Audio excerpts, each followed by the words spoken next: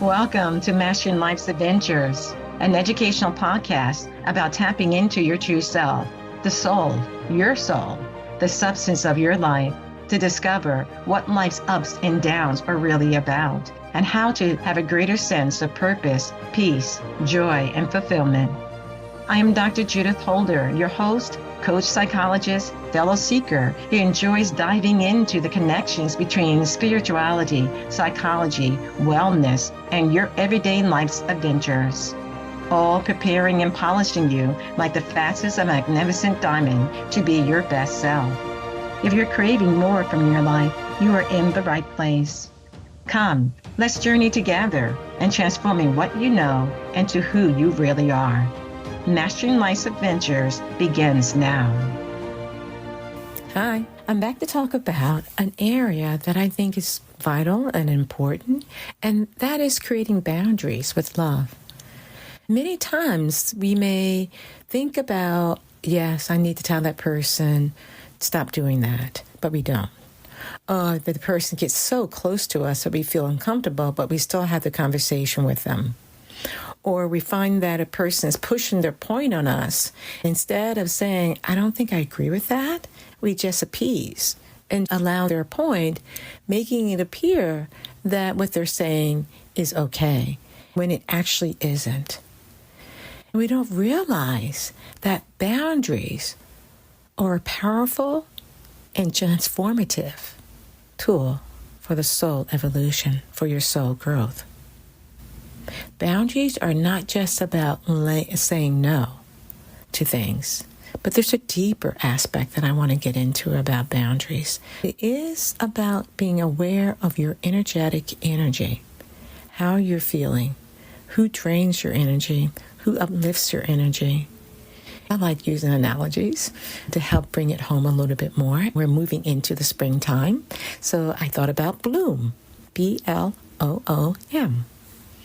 We're going to talk about these boundaries, and the key to and how it really ties into in a loving way that we can be able to do this, not in a harsh or judgmental way. So BLOOM stands for boundaries, love, open-heartedness, ownership, and mindfulness.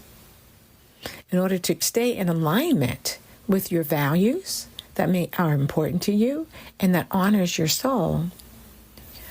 And it's really a nice thing to be able to do, because when we honor our soul by setting boundaries with love, we are also conserving our energy and not feeling so scattered, or because we are not able to express what we're really thinking. And sometimes that may be because we're not sure how to say it without being offensive, being negative, or honorary.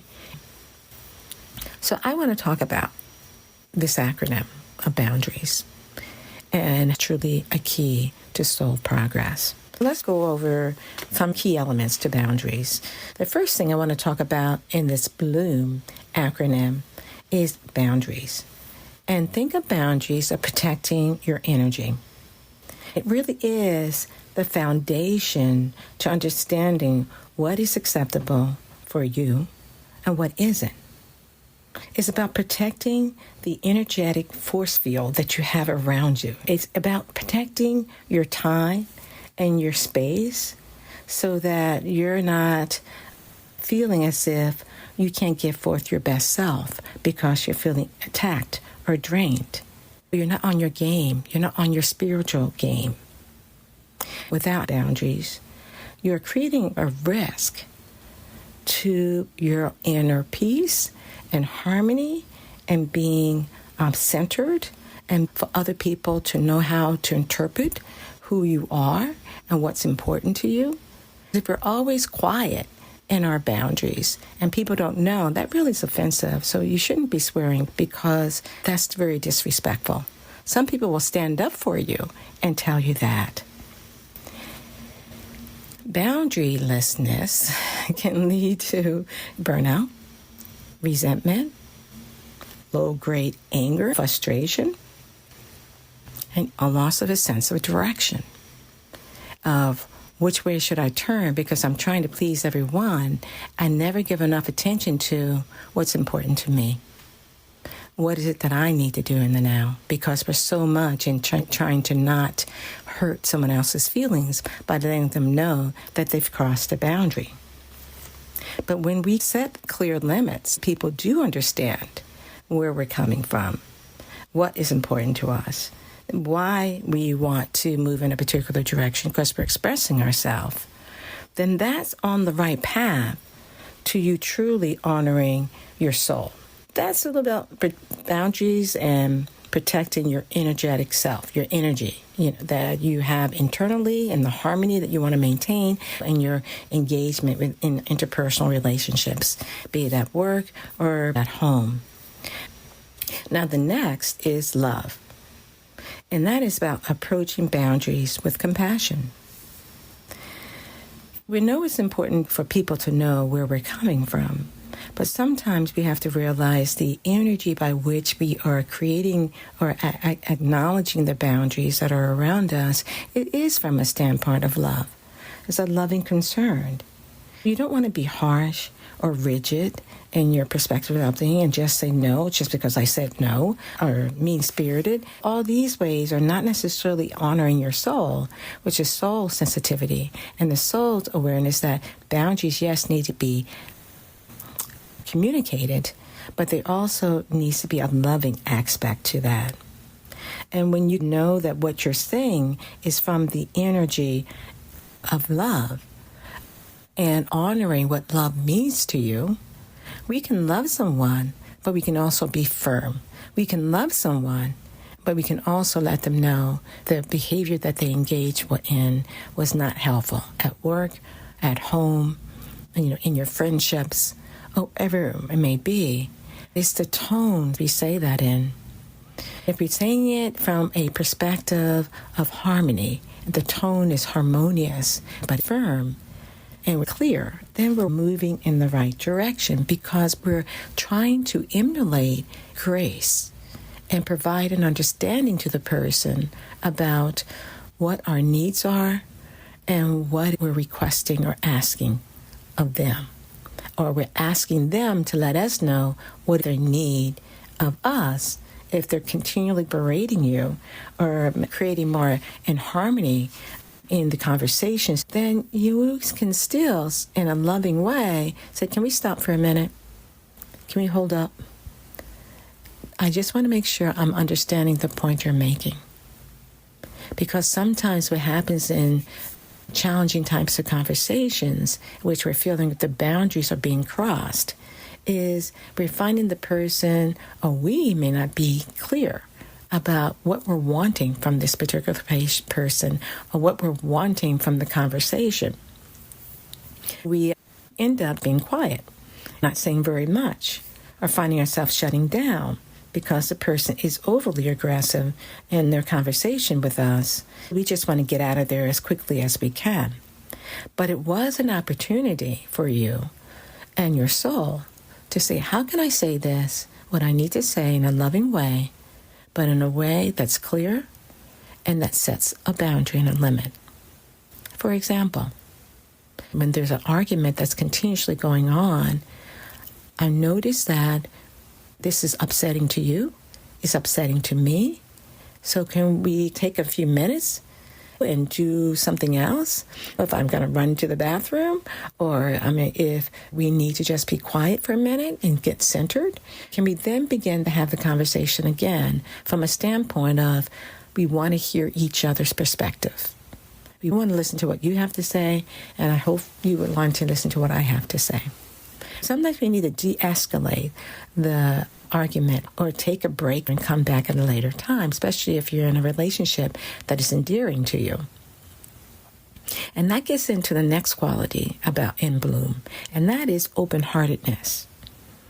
Remaining connected to the love that you have with this person, especially if it's an intimate person, a marriage, a significant other, or a friendship that's important to you. Then you want to make sure that people understand where your boundaries are, but you also want to let them know that you want to not get defensive or fearful. You want to be open-hearted, hearing the perspective about things, and in order to maintain the relationship, also to explore the conversation that needs to be had.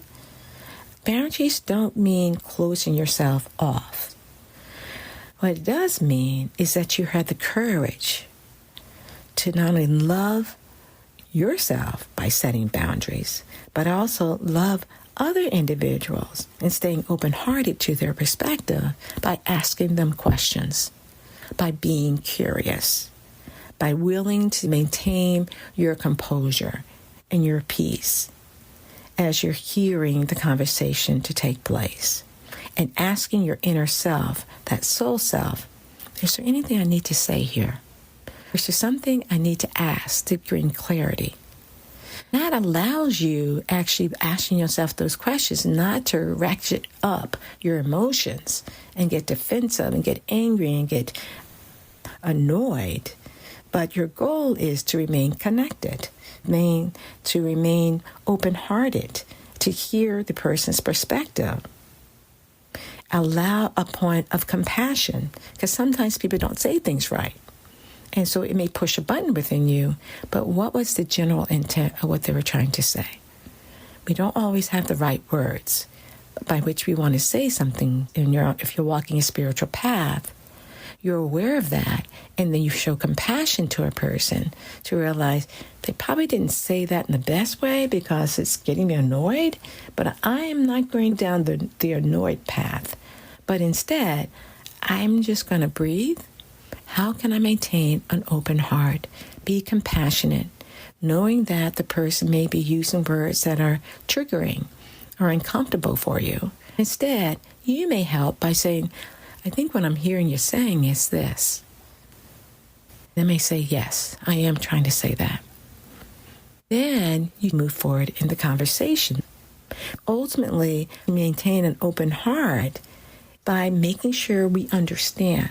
Instead of shutting ourselves down, we don't realize that's helping to create a boundary, an emotional boundary that is inviting, that is harmonious, that is allowing the person to say, I'm not going to get upset about this. I do want to hear your perspective on it. And I do want to have a conversation if it feels like we can have that conversation. If it doesn't feel like we can have the conversation, then we may need to table it and have it at a later time when we're both in a different frame of mind. When we're able to take that perspective and engage in an open way of communicating, we're not only helping ourselves and helping the conversation we're having with that work colleague or significant other, but we're also maintaining an environment within us that is harmonious, that our soul can flourish, and also give us inklings of what we need to say and how we need to put it. So that's the O. The second O is related to ownership. What I mean by that is that you're taking responsibility for your needs. That's emotional needs and how you express yourself and how you want to make sure you're clear in what you're saying. And if you said something that was not right or on target or created more dissension, we can own up to it. We can say, oh, I didn't say that right. Let me think about this, or say it in a different way that may be helpful because I'm trying to make sure I'm getting clear. And I know I'm not always, especially in personal relationships that we may have, it really is helpful to let the person know when you're taking ownership of how you're feeling, how you're communicating, and allows you to be more direct to them. And that ownership actually moves into accountability.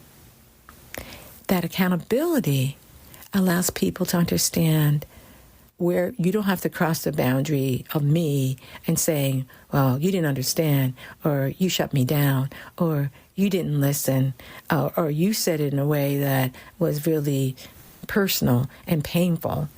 You can say, if I didn't say that right, I take ownership of that, and let me try again. and see it could be helpful. Also, ownership is recognizing that your feelings and your well-being, you're responsible for your emotions and your well-being. Not saying that this other person who maybe crossed the line in terms of boundaries, that they did it. They should improve. They should fess up. No, instead, you're taking responsibility for what you said, how you said it, and why it may have created a reaction. And it's a way of empowering yourself and honoring your souls without the guilt or the fear or enabling negative behavior for yourself or for the other individual. You're making the decisions about what you're hearing from this person, be it at work, at home, or in friendships. You're making sure that it's in line with your highest good and their highest good, whatever you decide to communicate. Those conversations need to be what they need to be. So you're blooming, you're allowing yourself to understand the boundaries, understand how love factors in, understand the open-heartedness and how that helps you in this process to feel connected, taking ownership of your needs and also hearing what another person's needs are, allowing them to be them and allowing you to be you. And then the last one is mindfulness, staying present and staying aware. Mindfulness is really a key in creating boundaries with love. Being mindful means is that we're willing to have the conversations in the present, being aware of your intentions and your interactions with individuals, being able to assess when your boundaries are needed and how to express yourself in a kind but firm way, listening to your inner voice, your soul self, and responding to the situation in a way that honors your soul, that respects your soul. And the last aspect is that mindfulness also helps with staying grounded and avoiding reacting out of fear or of a habit or kind of this knee-jerk type of response to things when you're hearing something that you think doesn't agree with what you think of who you are and how you're interacting. And when we're being able to be mindful and utilize these other components of the acronym of boundaries, love, open-heartedness, and ownership, it moves us into being centered in our authentic self, our soul self. And when we're centered in that sense of who we are, then it's easy to set boundaries, be it for the person or situation that we have or find in our life. Now, I'm going to flip this in terms of the minus aspects and then talk about the positive aspects from a kind of a soul progress statement. The bloom of it is when we don't do boundaries. The minus of it is that sometimes we fear disconnection. Many people will resist setting boundaries because they fear it will lead to conflict or separation from the people that they care about. And sometimes even the people that they don't care about, they don't want to disconnect that way. It can move the ego, which I call the energy going out, or the ego persona. It can create doubt and lead to guilt or anxiety about having to say no. Another aspect of not setting boundaries with love is that it can make us resist change. Because when we set boundaries, it requires us to make a mindset shift in our behaviors. It moves us into what we said earlier about ownership, owning where we're at.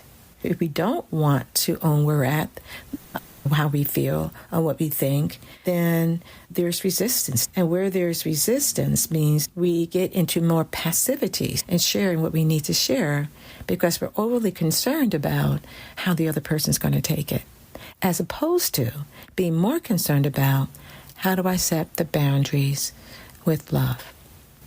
How do I say to that person at work who just took my work and represented themselves as it was them that did the work?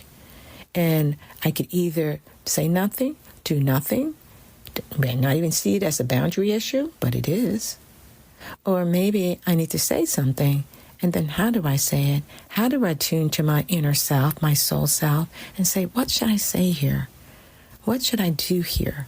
Do I need to go and directly talk to this person? Or do I need to talk to the supervisor? What would be the best thing? Maybe the person didn't realize they were taking all your work and using it as their own.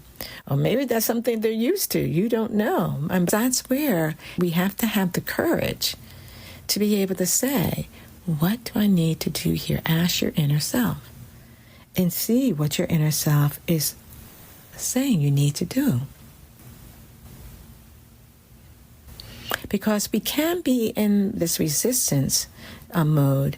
We sometimes can be overly accustomed to giving and just saying, oh, it doesn't matter. I can think of other ideas. It doesn't matter. Maybe a really small thing and it maybe doesn't matter. But is it neglecting your creativity and the energy you put into that project? You may be saying, it didn't matter. At least I didn't get into a conflict. But if we never learn to set boundaries, it doesn't mean that person is not going to do it again. It doesn't mean you have to get into a fight over it, but you can say something like, I noticed you took some of the things I pulled together and represented it as your own. What's up? And yes, they can deny it or whatever, but they now know that you know. You may decide not to do anything else, but at least you made a good beginning statement. You're not saying it in a negative way, but you're saying it in a calm way that allows you to stay connected to the quality of compassion, but also to the quality of being truthful with yourself and with the other person. Because even if the person said, no, I didn't take it in your work, he says, well, is that really true? You didn't take any of my work. Because let me read some of the things I have right here that allows me to know that you used it in your presentation to our boss. Yes, it may feel a little bit confrontational, but you can pick and choose how much or how little you want to do. The key thing is do something that allows the person to understand that you are aware. You may just say at the end, I'm bringing it to your attention because I want us to make sure we're more collaborative in how we present information and also how we're working together moving forward. The other aspect of not setting a boundary is can be challenges with our ego, the ego persona, that we don't want to, because one of the qualities of an ego persona is that it can avoid anything that is discomforting, that is not comfortable.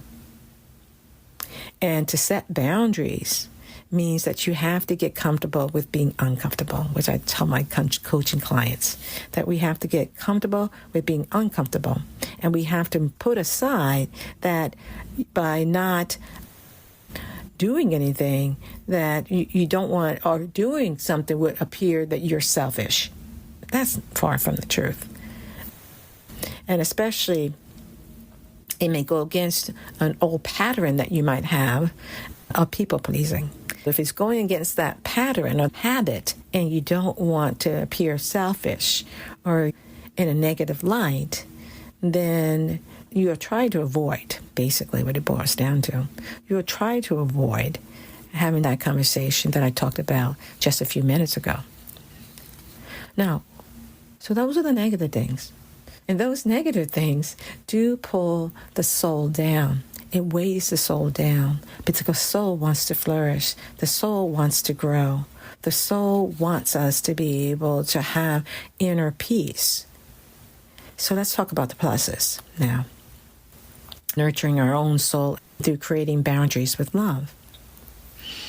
I'm going to talk about 4 things that can be of help and a plus that helps the soul to continue to flourish and grow and expand and also fine-tune. interactions at work, at home, personally, in our friendships and associates. When we are able to set boundaries with love, it also creates inner peace. It helps us to maintain a peaceful mind. Our mind's not moving like a monkey in a jungle from tree to tree because we're so nervous and feel uncomfortable about the situation, but we're moving towards a point of inner peace. So you're not trying to constantly please others or give away your energy in a way that drains you.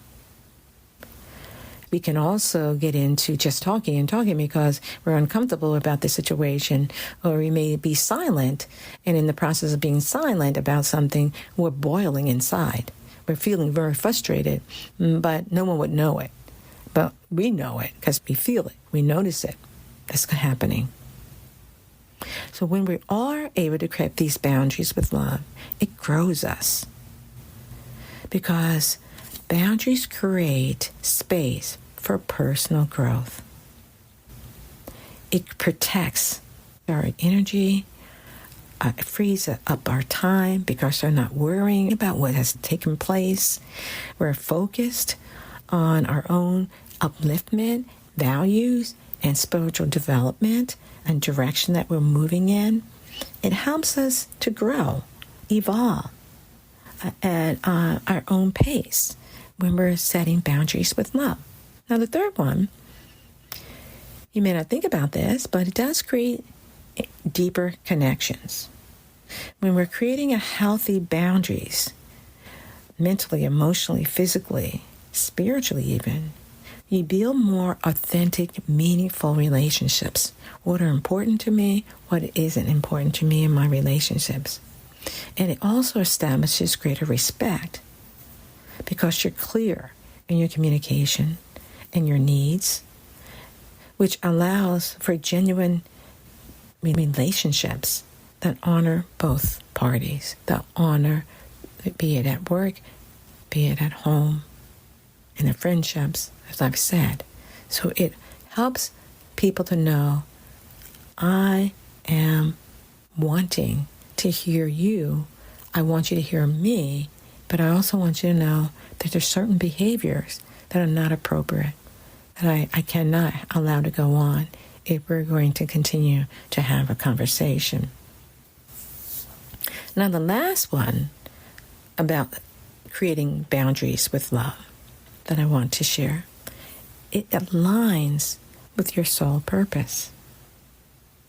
Boundaries ensures that you stay aligned with your true path by protecting your energy, respecting your needs. It helps you to create this degree of harmony with your soul's journey. It helps you to stay in pace and in attunement and also in listening grace to your soul because you've created a boundary, created space, created opportunity for your soul to speak to you, for your intuition to prompt you. Creating boundaries with love isn't just a practice for protecting yourself. It's an essential part of the soul progress.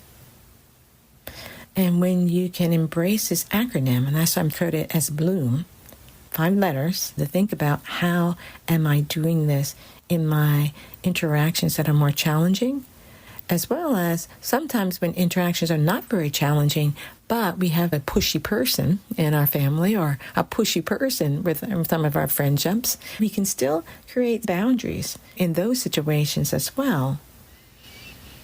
And when we can do that, it allows us to honor our energy. It protects your peace and aligns with your higher purpose and your soul's progress and direction that it needs to move in and wants to move in.